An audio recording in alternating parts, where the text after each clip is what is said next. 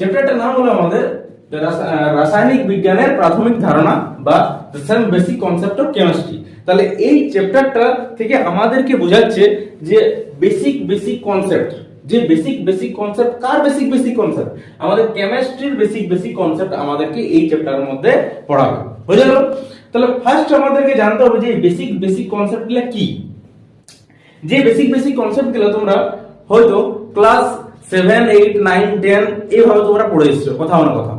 যে জিনিসগুলো তোমাদের আবার এই চ্যাপ্টারের মধ্যে তোমাদেরকে রিক্যাপ করিয়ে দেবে। বুঝে গেল?